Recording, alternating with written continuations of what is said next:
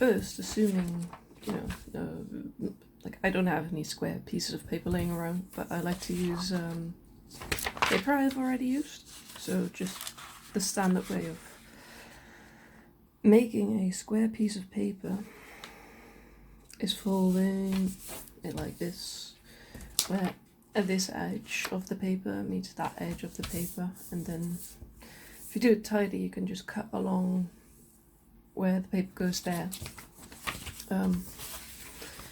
Considering I am me and I just want to do this. This is in the room next door, which I don't want to get, so I just fold it over like that. So you can see this is now the same edge, and then I just cut it, and I now have a square piece of paper. I already have one fold line like this, and the only thing you really need to do is make sure that your fold lines are actual folds. If you have a nail or anything sharp, like I've seen some kids who have no nails just push their nail like that over it, it works as well. Anything just to make that a sharp crease. So I've got that one, then I want this one as well.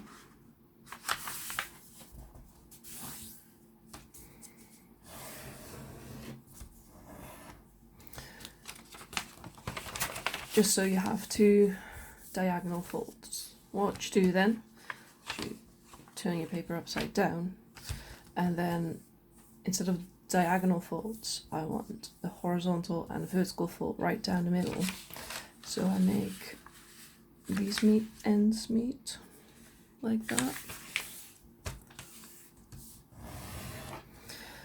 And now what some people are tempted to do is to fold it like that, but you mustn't do that, because then like this crease is one way, and if I were to fold it like that, I can just show you. It's very important with origami that your creases are the same way. So this is like a dent, and if I look at this crease, it's a dent here, but it's what they call a mountain fold there.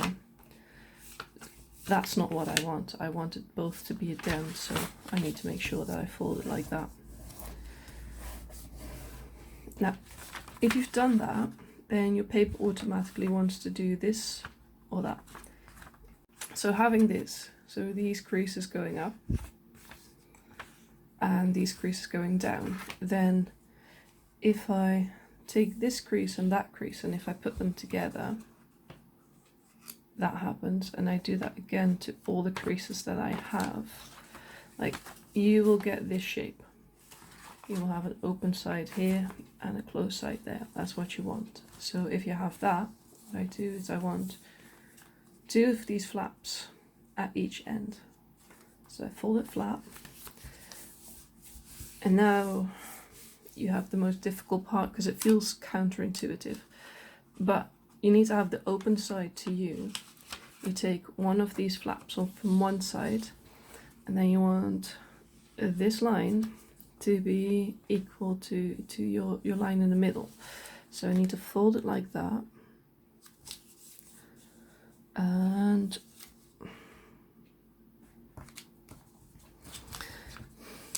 then fold it like that.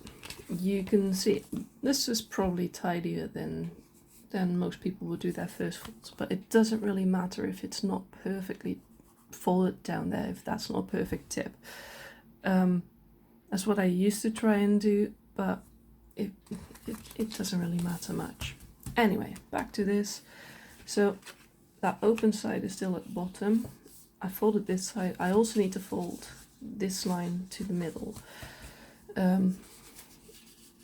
So doing it like that, I hate folding on the left side, so I turn them around and I do it like that.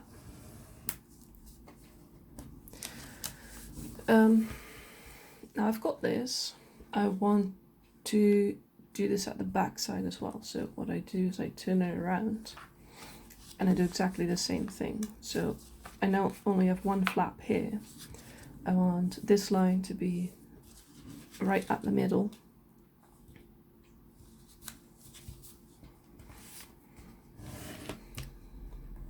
And then I also want this one to be at the middle.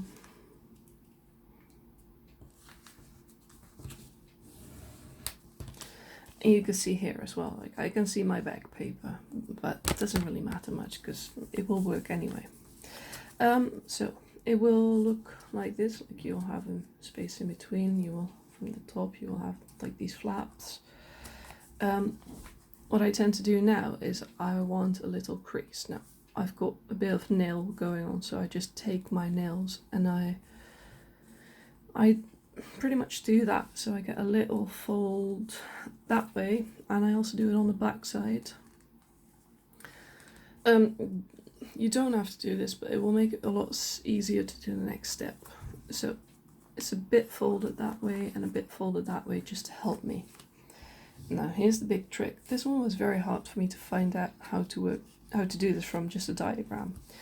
So you open these flaps and you take just the front part. So the bottom is open now.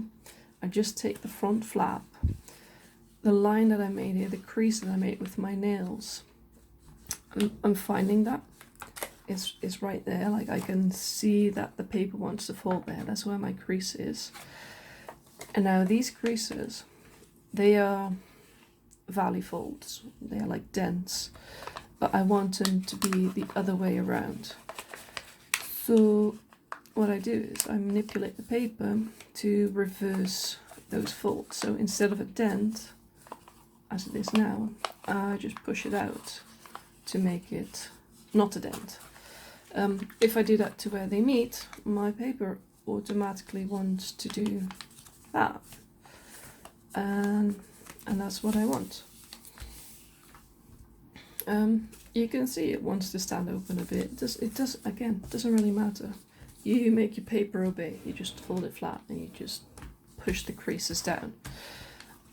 So it will look like this. I need to do that on the other side as well. So you fold it like that. Oh, I see now this is a very long video already.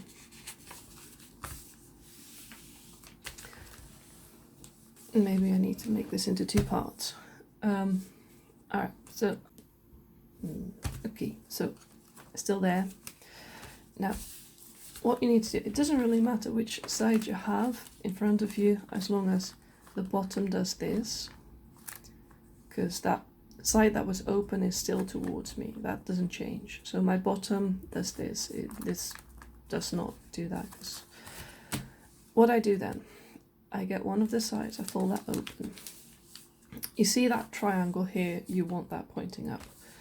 Then what I do is this side again meets the middle. So I need to fold it like that. And the other side as well.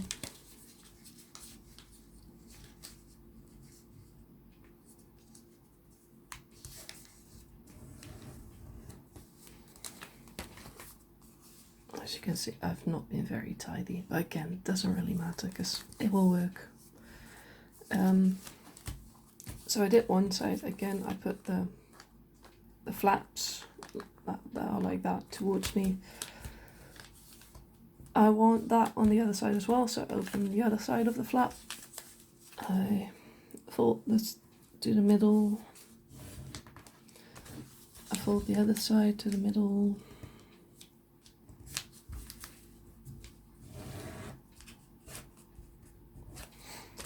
And then I close it again. So that's I can't show it from the top anymore. So this is what it looks like now. I still have those 2 flaps towards me. This has got like a little triangle there. This again, what you get now is a technique. Finding a way to make this easy for yourself is what you need to do. For me, as you can see how I hold it, I already do that naturally. I just have it between my 2 fingers. I have those my fingers at where those flaps, and like if I want to open them, I can do that. what I do is I put my finger in between and my thumb underneath, and I push it up. So this is what I get. And then, like, we already reversed the fold. So this fold here, this side, is a dent now. It needs to become the opposite of a dent. So I push this up like I did. So I put my finger in between, I push this up, and it just goes open. What I want to do now is I want to fold it flat again. So this line here is now a mountain fold instead of a valley fold. And then I just push this flat because I want a new fold here. So that's what I get on the one side. I turn it around, I do it the same on the other side. So I hold it like that or like that, it doesn't really matter. So I hold it, put my finger in between, put my thumb underneath to push it up, and then fold it. Now, when some of my students did it, this went up like all the way, but because I haven't folded it down here yet, if it goes up all the way, you just pull it down a bit because it's paper and you can manipulate it to however you want. So if I want it at this angle, I just start squeezing down from here so it will stay at that angle. Nearly there. To get some shape of a head, you need to do the same thing again. So what I do now is I put my thumb in here and I push it open and push this down. You can already see the shape of a head occurring. So I want to reverse that fold again. So just push that down in there. And normally I can just squash it, but my paper is, there you go. I've made a head. And the last step for the wings, just fold these down. And if you gently push them, you can see that my top starts to become a square. And voila, you have a crane. That's it.